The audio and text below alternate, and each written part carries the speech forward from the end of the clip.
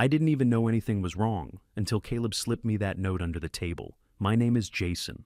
I'm 43 years old, living in Athens, Georgia. Last month, I drove 2 hours out to my parents' old place in the countryside, thinking I was doing the right thing. Being a good son, a good dad. The house was the same as always. Faint smell of mildew when I opened the door. Floorboards that creaked no matter how careful you stepped. Low ceilings that made you feel like you had to duck. My parents hadn't updated a single thing since the 80s, and it showed. They'd invited my son, Caleb, to stay with them for a couple of weeks after his high school graduation. Said he needed to get away, take a break from all the stress. He's too pale, my mom had said on the phone. He's worn down. Maybe she was right. Caleb had been off since Uncle Dave died. Dave wasn't technically Caleb's grandfather, but he may as well have been. My mom's brother had always stepped in where my dad wouldn't.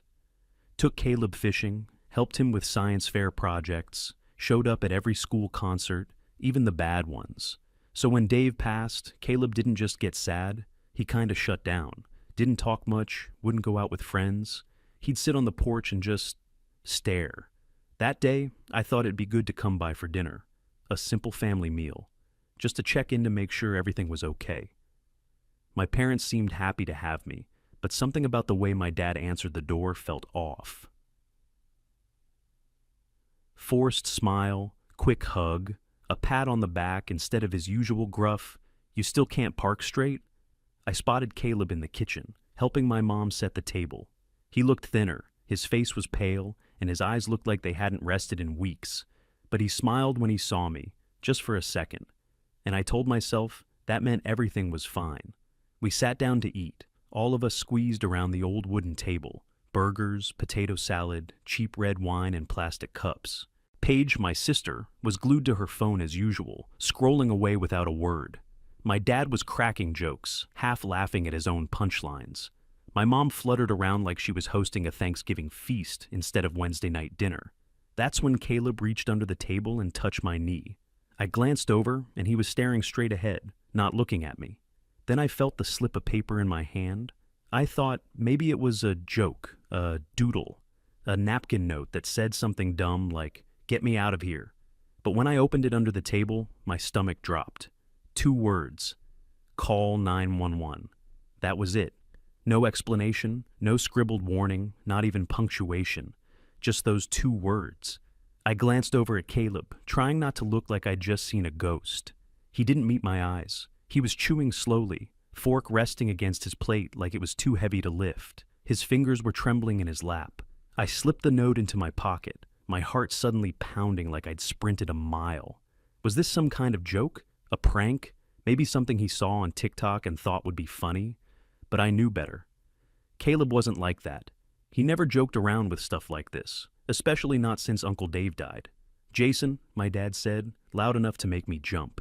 "You hearing me, or did your ears finally give out from all that city traffic?" He let out a raspy laugh and took a swig of wine. My mom chuckled politely, then got up to grab more potato salad even though no one had asked. Paige didn't even look up from her phone. "Sorry," I said, forcing a smile. "What were you saying?" He launched back into whatever story he'd been telling. Something about the neighbor's dog or a busted mailbox. I couldn't hear him. Not really. My ears were ringing now. I kept stealing glances at Caleb. His skin looked almost gray under the dining room light. His left hand was still shaking. He hadn't said a word since we sat down. I reached under the table and gave his knee a small squeeze. Just enough to let him know I saw the note, that I was listening. He didn't react, didn't even flinch. Just kept chewing slowly, staring at his plate like it was the only thing tethering him to the room. Something was wrong. Really wrong. "Paige," my mom chirped. "Can you please put that phone down? Your brother's here, and I made dinner for once." Paige rolled her eyes. "I'm literally just checking the weather." "Then check it later," my mom snapped. Caleb flinched. Just a little, barely noticeable, but I caught it. That was the moment I knew. This wasn't a misunderstanding. This wasn't a bad vibe or a teen being dramatic. He was scared, terrified even. And if he trusted me enough to write those 2 words and hand them over without saying anything, then I had to believe him. I had to decide fast. Was my son serious, or was I losing it? But the fear in his hands told me everything. He wasn't joking. I waited another 5 minutes, maybe 10. I nodded along as my dad rambled about some busted chainsaw he fixed for the neighbor. I even laughed once just to keep the room normal, but the whole time my brain was spiraling. Call 911. It sat in my pocket like a live grenade. I didn't know what Caleb meant. I didn't know what I was walking into, but I knew I couldn't sit there any longer doing nothing. I cleared my throat and stood up, keeping my voice casual. Gonna hit the bathroom real quick. Don't fall in, my dad muttered with a laugh, raising his plastic wine cup. Funny as always, I said, grabbing my bag off the chair. I could feel Caleb watching me, but he didn't say anything. I stepped into the hallway and ducked into the narrow bathroom, locking the door behind me. My hands were already shaking as I fumbled for my phone. I didn't even sit down, just stood there between the sink and the toilet, heart pounding, trying to breathe quietly. When the 911 operator picked up, I had no idea what to say. Yeah, hi. I think my son might be in danger. I'm not sure what's going on, but he gave me a note. He told me to call you. Okay, sir. The woman's voice was calm and focused. Where are you located? I gave her the address. The house hadn't changed in decades, but my fingers still shook as I punched it into my phone. And what exactly did the note say? Just 2 words. Call 911. That's it. No details, just that. Do you believe he's in immediate danger? I looked down at my own reflection in the faucet, barely recognizing the tight, pale face staring back. I don't know, I said quietly. But he looks scared. He's been staying here a couple weeks and something feels off. My gut's telling me this isn't nothing. There was a pause. Then the operator said, All right, we're dispatching a unit. Stay calm, and don't alert anyone if you think that could make things worse. Officers are already on the way. Okay, I whispered. Thank you. I ended the call and just stood there, gripping the sink. My mouth was dry, my legs were trembling. I didn't know what was happening or who to trust, or what Caleb was living through in that house, but I trusted that look in his eyes. I washed my hands, splashed cold water on my face, and forced myself to breathe. Then I walked back down that hallway and sat right back at that table like nothing was wrong. 17 minutes later, there was a knock on the door. The knock came just after my mom started slicing pie. 3 soft raps on the door, calm, unhurried. I glanced at Caleb. He flinched. My dad didn't seem to notice. He was halfway through a story about the time he got locked in a hardware store overnight. I'll get it, I said, pushing my chair back. My voice was too tight. I walked to the front door, hands clammy, and opened it to find 2 officers standing there. 1 male, 1 female. Both in uniform, both with clipped expressions that said they meant business. Jason Bennett? The male officer asked. Yes. We received a welfare call. Mind if we come in? My throat went dry. Of course. My mom appeared behind me with a dish towel over one shoulder and a confused smile already forming. Is there a problem, officers? We're here to check on a minor who was reported to be in possible distress, the female officer said. Can we speak with him? My mom's smile twitched. Well, I'm sure there's been some mix-up. That must be about Caleb. He's fine. We're just having a lovely dinner. The officer didn't smile back. Is Caleb here? I stepped aside and pointed toward the dining room. He's at the table, right through there. They both stepped in. The female officer walked toward the kitchen, her voice firm but gentle. Hi there, Caleb. Mind coming with me for a quick chat? Caleb looked at me for half a second, his eyes wide, scared, then nodded. He stood slowly and followed her to the hallway without a word. The male officer turned to me. Sir, can we talk privately?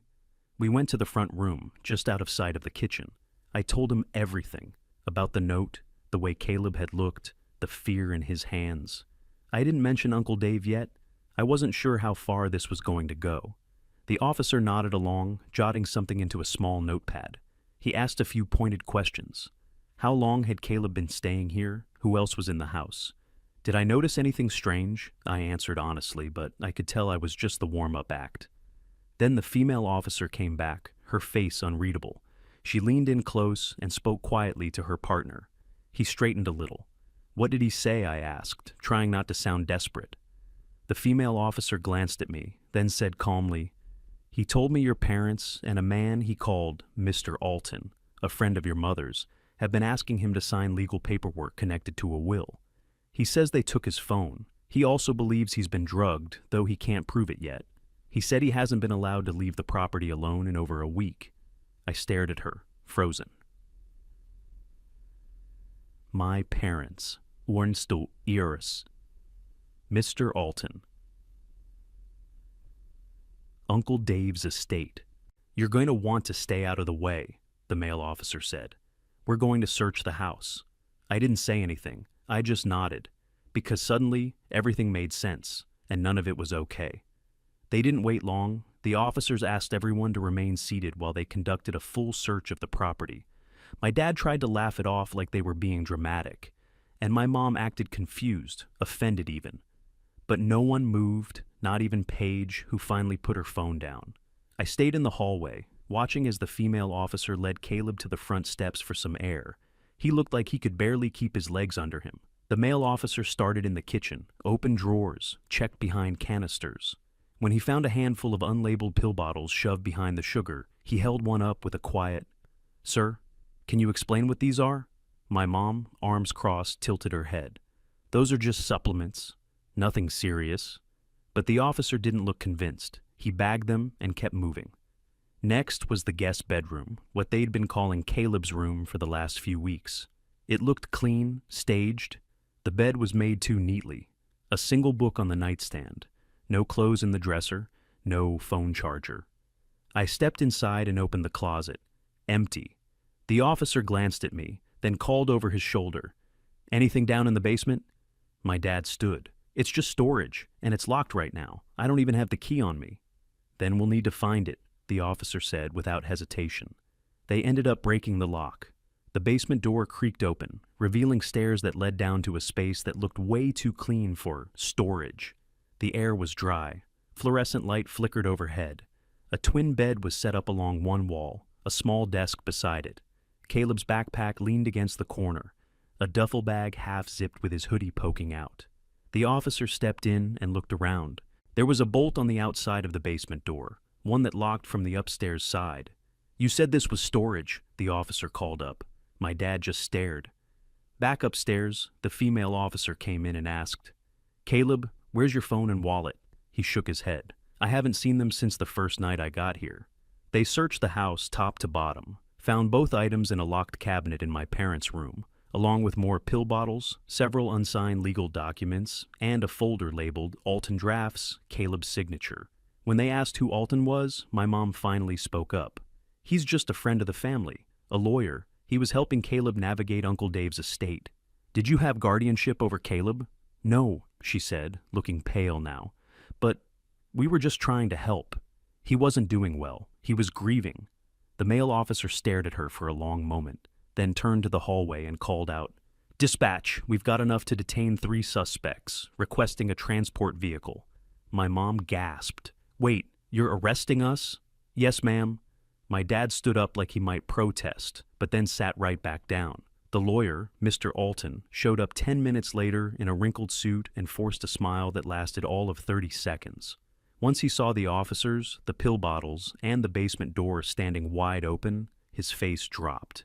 They cuffed him on the porch. My parents went next. Not one of them looked at me as they were let out. They only looked at Caleb. But Caleb never looked back. Caleb wouldn't let go of my arm while the paramedics looked him over on the front lawn. His fingers were ice cold, gripping my wrist like he thought I might disappear if he blinked. "You're okay," I kept whispering. "I've got you now. You're safe." He nodded a little, but his eyes never stopped darting around, like he was still waiting for someone to jump out and drag him back inside. The officers had already driven my parents and that lawyer away. Paige was sitting on the porch steps, arms crossed, looking irritated more than anything else. She hadn't said a word since they cuffed Mom. The ambulance crew said Caleb was dehydrated and underweight but stable. They offered to take him to the hospital for further evaluation. He shook his head, panicked. I told them we'd follow up with our own doctor the next morning. They didn't push. Once the lights and sirens were gone, the silence was heavy. We sat in my car in the driveway for a while before I could convince Caleb to come with me. I didn't even know where we were going yet. I just knew we weren't staying another second on that property. Back at my place, I locked the front door behind us and slid the deadbolt, then checked it again 20 minutes later, and again before bed. Caleb didn't want to sleep alone that first night. He curled up on the couch with a blanket pulled up to his chin, eyes still wide open at 2 in the morning. I slept in the recliner next to him. The next few days were rough. He barely ate, flinched when the doorbell rang, started crying in the shower one night when the bathroom fan made a loud clunk, and then came the news I didn't want to hear. My parents, Paige and Alton, were all released on bail. I stared at the text from the detective for a full minute before I showed it to Caleb. He just nodded, like he'd been expecting it. "Are they going to come back?" he asked, his voice barely above a whisper. "No," I told him, even though I didn't know for sure. "They won't." But I didn't take any chances. I installed a camera above the front door the same day, put another one in the backyard. I added a bolt to the bedroom window.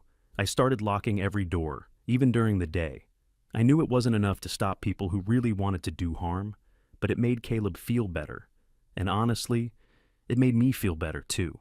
I thought we'd made it through the worst of it. But 5 days later, everything changed again.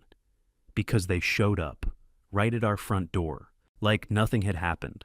I came home from work on a Tuesday and found Caleb sitting on the floor behind the couch, knees pulled to his chest like he was trying to make himself disappear. His face was pale, lips pressed tight like he was trying not to cry.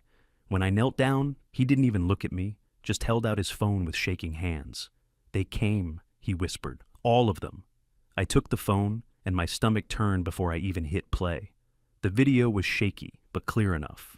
I saw my parents first, my mom in her usual pressed cardigan, my dad with his hands in his pockets like this was just another casual drop-in. Paige stood behind them with her arms crossed, phone in one hand. And then Alton, that smug bastard, standing in the back like he owned the place. Caleb had set the phone on the windowsill and hit record before they even knocked. He was smart like that. I watched the whole thing. My mom's voice was syrupy, sweet at first. "Caleb, honey, let's be reasonable. This money wasn't meant for you. You know that. You're too young to handle it alone," my dad added, like he was doing him a favor. "You can't just hide behind your father," Paige said. "This is a family matter. We're trying to protect what's right." Then Alton chimed in. "The longer you hold on to those funds, the harder this gets for everyone. We can fix it, but you need to cooperate." It was all there. Manipulation, gaslighting, guilt in every carefully chosen word. And then my mom said it. "Uncle Dave only put your name on the paperwork because he felt sorry for you. He wasn't thinking clearly." That did it for me. I called the police right away. The officer I spoke with didn't hesitate. "They're not allowed to be on your property while out on bail. We'll take it from here." That night, I packed our bags. We moved into a short-term rental 2 days later. Just me and Caleb, 1 bedroom, tiny kitchen, no furniture besides a fold-out couch and a table with 3 legs that wobbled if you looked at it wrong. But it was ours. And more importantly, it was safe. Caleb didn't say much for the first few days, but I noticed he stopped jumping every time the floor creaked. He slept more than usual, but when he was awake, he stayed close, always within arm's reach, like he was afraid I might vanish if he blinked. I didn't care where we were or how small the space was. I just knew we were finally away from them. And when the officers listened to that recording, I could hear it in their voices. This case was locked down now. My parents didn't just break our trust, they broke the law, and this time, they weren't going to walk away from it. The trial lasted 3 weeks, but it felt like a lifetime. Each morning, Caleb and I sat together in the back of the courtroom. He kept his hoodie up most of the time, hands in his lap, eyes locked on the floor, but he never missed a word. The prosecution came out swinging. They laid out everything: the pills, the forged documents, the locked basement, the confiscated phone. The police played clips from the recording Caleb had made during the illegal visit. And then they presented the emails. That was the beginning of the end. The lawyer, Alton, folded first. They brought him in for questioning a few days after the bail violation. He tried to hold strong, but it didn't take long. Once he realized he might be looking at serious jail time, he broke completely. He handed over everything: email threads between him and my mother, notes from their meetings, bank statements showing he'd been paid under the table to handle the paperwork surrounding Uncle Dave's estate. He admitted to drafting documents without a license, said my parents had promised him a cut of the inheritance once Caleb signed everything over. They hadn't even been subtle about it. One email from my mom said plainly, "He trusts us. He'll sign soon. Just be patient." My sister cracked next. Paige was brought in on day 4. Paige. Her lawyer tried to argue she wasn't directly involved, but once they showed her texts where she referred to Caleb as soft and said, "We just need to pressure him a little harder," the room went cold. Under pressure, she blamed everything on our mom, claimed she didn't know things had gone that far, cried on the stand, said she was scared of being cut out of the family if she didn't go along with it. Mom pointed the finger at Alton, said he was the one who took things too far. Dad, he played dumb. Said he didn't know about the pills, the documents, the locked basement. "I just thought the boy needed rest," he muttered from the stand. But nobody believed him, not even the jury. In the end, they were all convicted. Fraud, unlawful confinement, attempted coercion, drugging a minor without consent. My dad got 6 years, my mom got 4. Paige got 18 months, reduced because she cooperated early. Alton, who ended up being disbarred mid-trial, got 8. Caleb didn't say much afterward, but when the verdicts came down and the judge read the final sentence, I saw him exhale, like he'd been holding his breath for months. And then the last surprise came out in court. Almost like an afterthought, Alton admitted under oath that the final version of Uncle Dave's will left everything to Caleb, not a portion, not a trust fund, everything. Uncle Dave had seen what kind of people the rest of the family were, and he'd made his choice. It wasn't revenge, it was justice, and for the first time, we could breathe. 3 months after the trial ended, Caleb got full control of Uncle Dave's estate. It was more money than either of us expected. Uncle Dave had done well over the years, between the farmland he'd leased out, a few smart investments, and a trust account no one had known about. Caleb inherited more than just a check. He inherited security. We sat at the lawyer's office when it was finalized. Caleb didn't say much. He just stared at the paperwork, nodding quietly as everything was explained to him. Then the lawyer slid over the last envelope. Account numbers, access codes, title transfers. Caleb held it in both hands like it might disappear if he let go. In the car afterward, he didn't speak for a long time. I didn't push. I just kept the engine running and let the moment breathe. Eventually, he looked over at me. His voice was quiet. I thought it was going to feel good. I turned to him, and it doesn't. He shook his head slowly. Not like I thought. "It's not the money. It's just..." He trailed off, blinking hard. "I feel safe, for the first time in a long time. Like they can't touch me now." That's when he broke, just sat there and cried. The quiet, buried kind of cry that had been building up for months. I reached over and pulled him in. He clung to me like a little kid, and I didn't care how old he was. I held on tight. He hadn't just been hurt. He'd been cornered, isolated, made to feel powerless by the people he thought were supposed to love him. I kept thinking back, trying to figure out how I missed it. The tired eyes, the withdrawn phone calls, the way he'd go silent when I asked about my parents. I should have seen it coming. But I didn't. And, yeah, the guilt ate at me. "You didn't fail me," he said one night, out of nowhere. We were eating takeout on the couch, watching some dumb crime show.